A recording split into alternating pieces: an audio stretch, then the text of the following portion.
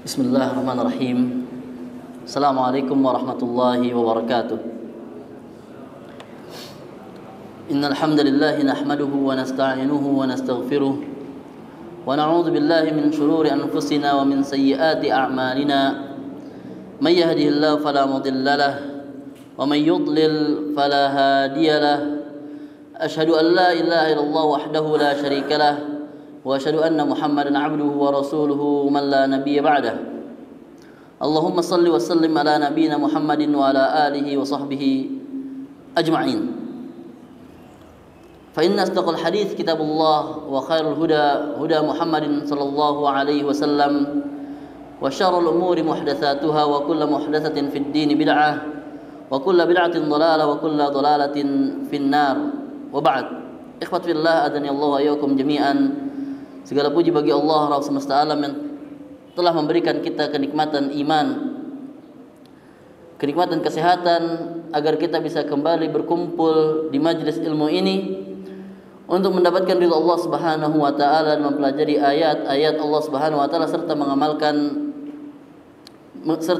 mempelajari hadis-hadis Nabi sallallahu alaihi wasallam. Dan kita masih di bab yang sama dari pertemuan yang lalu, yaitu masih di bab tahrimul zulmi wal amri birraddil madzalim.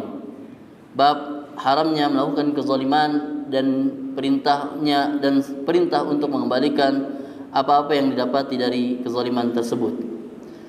Kita memasuki pada hadis 10, yang hadis ini diriwayatkan oleh Bukhari dari wa'anhu. Dari siapa ini? Dari hadis sebelumnya, yaitu Abdullah bin Amr bin Al-As. Dari Abdullah bin Amr bin Al-As radhiyallahu anhuma qala kana ala thaqalin Nabi sallallahu alaihi wasallam rajulun yuqalu lahu Kirkirah.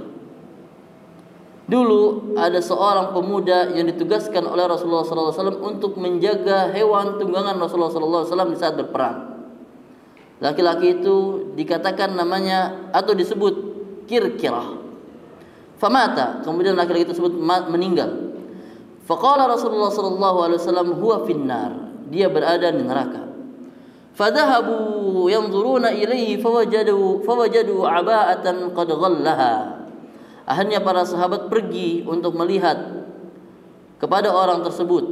Fawajadu, dan akhirnya mereka mendapatkan pada orang tersebut terdapat mantel yang menyelimutinya. Rawahu Bukhari. Apa yang dimaksud dari sini? Hadis ini masih begitu sukar untuk kita fahami, dan apa maksudnya hadis ini di dalam bab yang kita sampaikan ini.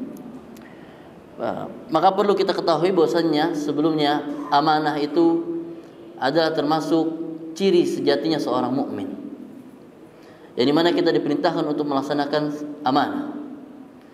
Dan termasuk dari kezaliman, yaitu adalah bentuk khianat kita terhadap amanah yang telah diberikan kepada kita. Maka di sini orang tersebut diperintahkan oleh Rasulullah SAW, dan itu amanah untuknya untuk menjaga hewan tunggangan Rasulullah SAW. Lalu apa sebabnya dia dikatakan di dalam neraka? Lalu apa yang dilakukan? Kenapa hingga akhirnya Rasulullah kabarkan dia berada di neraka? Lelaki ini dikabarkan dia meninggal dan dia dalam keadaan diselimuti oleh mantel. Dari manakah mantel ini? Mantel ini didapati dari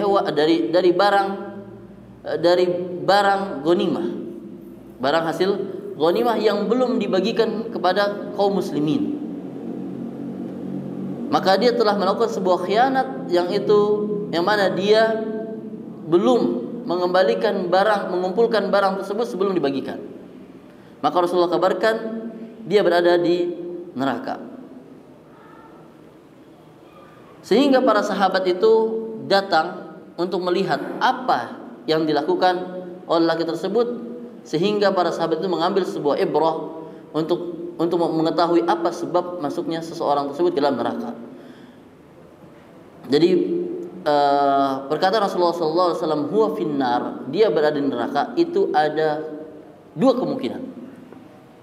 Kemungkinan pertama, Rasulullah mengkabarkan bahwasanya orang ini ada di neraka. Dan itu hal yang dibolehkan.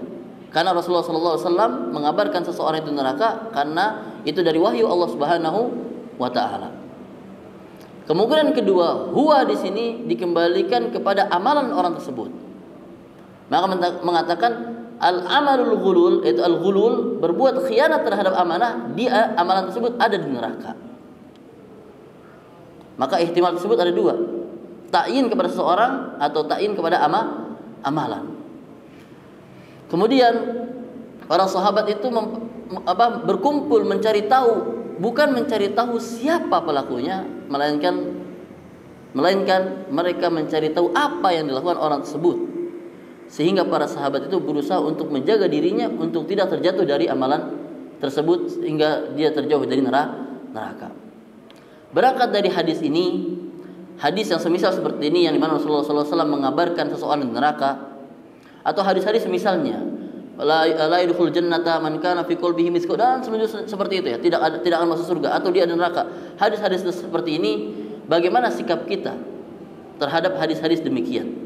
Apakah menjadi sebuah pertanyaan, apakah seseorang yang melakukan sebuah maksiat yang mana maksiat tersebut dikabarkan oleh Allah Subhanahu wa taala dengan ancaman neraka, apakah kita bisa katakan orang itu di neraka? Orang itu pasti masuk neraka? Bagaimana sikap kita? Jikalau kita meyakini bahwasanya orang tersebut pasti masuk neraka dan akan kekal di neraka, maka kita terjatuh kepada hukum Khawarij. Seperti seorang Khawarij yang mengatakan orang yang melakukan perbuatan dosa pasti neraka. Maka bagaimana sikap kita untuk menentukan hal yang seperti ini? Ketika kita ditanya apakah di neraka atau bagaimana? Maka perlu kita ketahui bahwasannya seseorang yang melakukan sebuah amalan atau sebuah kemaksiatan yang di dalam terdapat ancaman neraka, maka kita katakan ittifaq para ulama ahlus sunnah wal jamaah, mereka itu berada di atas masyiatillah, kehendak Allah Subhanahu wa taala. Ini pada kasus mereka yang muslim. Kalau kita tidak bicara kepada kasus mereka yang kafir, karena kafir secara umum Allah berikan kabar mereka dalam neraka. Dan juga terkecuali beberapa orang yang sudah Allah kabarkan dia di neraka. Itu sudah Allah jelaskan nas dia neraka. Ini bagaimana hukum terhadap hadis tersebut? Maka kita katakan itu semua dengan ittifaq para ulama, itu semua di bawah atau tergantung dengan kehendak Allah Subhanahu wa taala. Lalu bagaimana detailnya? Apakah mereka akan masuk surga? Mereka akan masuk neraka langsung atau dia dihisap langsung? Lalu bagaimana dengan dibenturkan dengan hadis bitaqah? Hadis bitaqah seorang lelaki yang dia membunuh 99, melakukan sebuah kemaksiatan. Membunuh itu sudah ancamannya neraka, 99 orang. Lalu di akhir hadis tersebut dikabarkan dia masuk ke dalam surga dengan bitaqah tauhid, dengan bitaqah, kartu tauhid tersebut. Bagaimana kasusnya jikalau demikian? Maka kita agak bingung ini. Satu sisi Allah langsung masukkan dia ke surga, satu sisi dikabarkan neraka.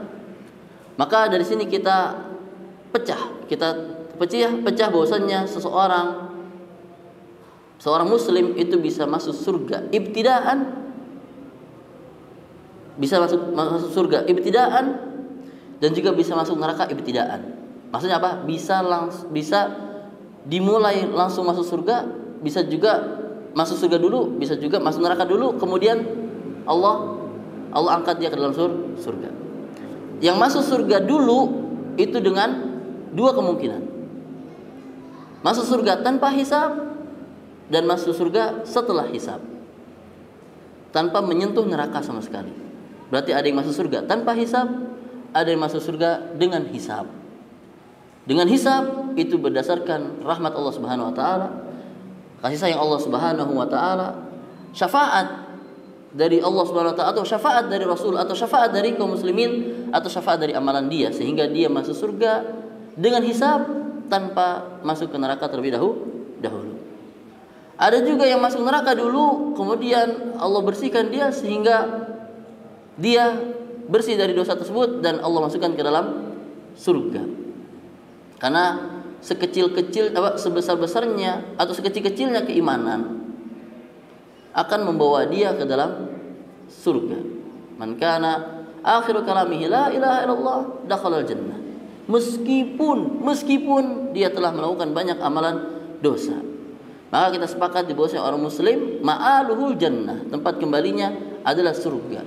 Dan di sini maka terbagilah mereka menjadi 3 golongan. Sinfun, pertama, dia yang masuk surga bila hisabin wala adab, yang masuk surga tanpa hisab, tanpa adab.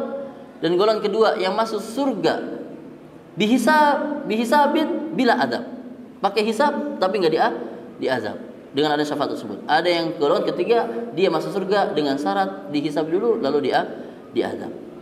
Maka dari sini kita angkat bahwasannya